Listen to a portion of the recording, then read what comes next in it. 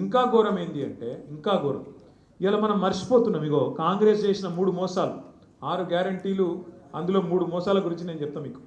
ఇగో ఇది చూడురి, చేయూత, ఇక్కడ వెనక రాహుల్ గాంధీ బొమ్మ.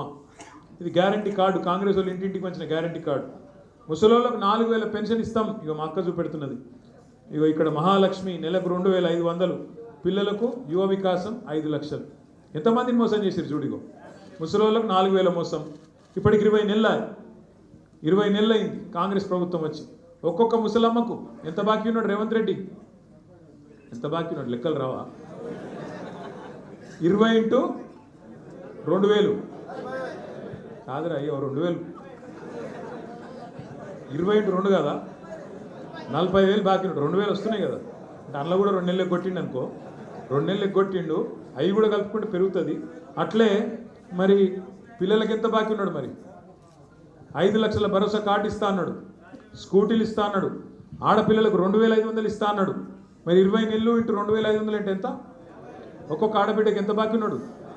50,000 బాకీ ఉన్నాడు.